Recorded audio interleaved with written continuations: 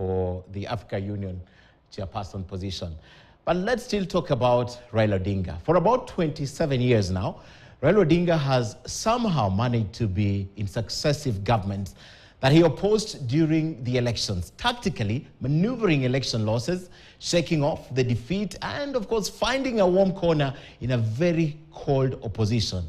Now, the new working arrangement between Raila Odinga and William Ruto may not have come as a surprise to many, as Raila has always found a way to remain politically relevant in Kenya's national politics, earning him the name the Enigma.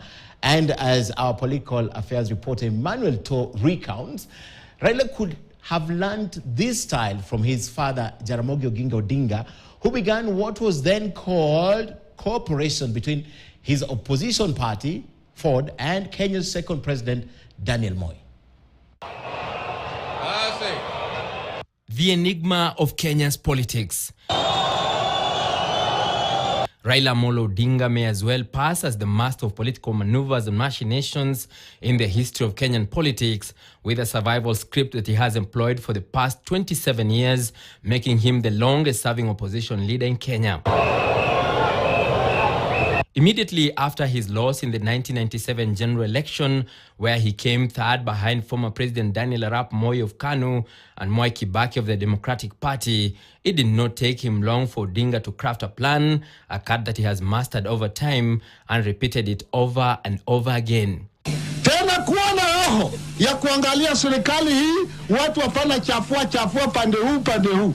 After his loss, he embraced what his father Jaramogi Oginga Odinga started in the name of political cooperation between KANU and Ford Kenya. On his part, Raila also quickly closed ranks and entered a deal with President Daniel Arap Moi by starting an alliance between KANU and his NDP in what led to a merger between the two parties.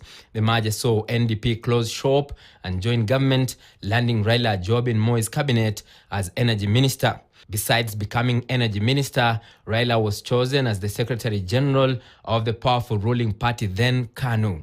Cooperation is that idea whose time has come, and ideas do move fast as their time comes. Hence this historic pact and consummation of merger today of our two parties.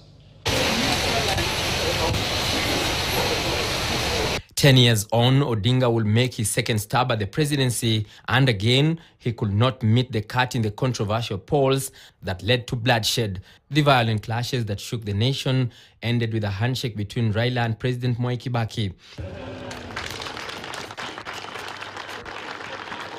The truce that followed a prolonged negotiation gave birth to the national accord that saw Raila become the second Prime Minister of Kenya.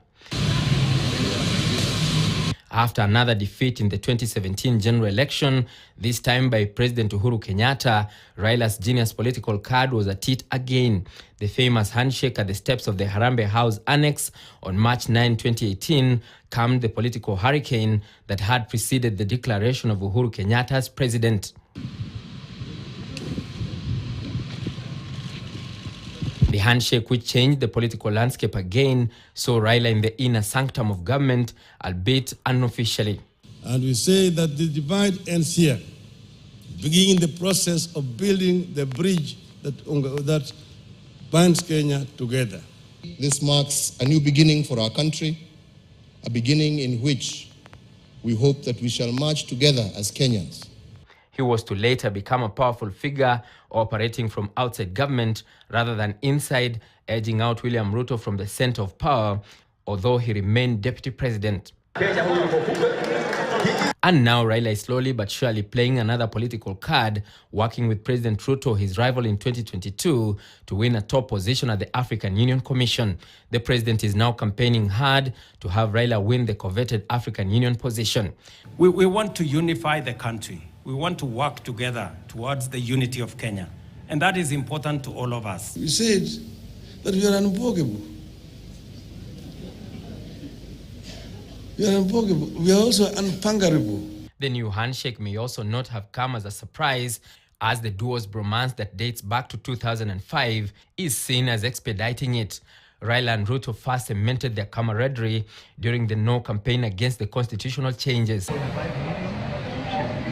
Under their Pentagon team that also included Joseph Nyaga, Najib Balala and Musalia Mudavadi, they both ran a successful campaign against the constitutional changes, leading to the birth of the Orange Democratic Movement ODM party that is still vibrant.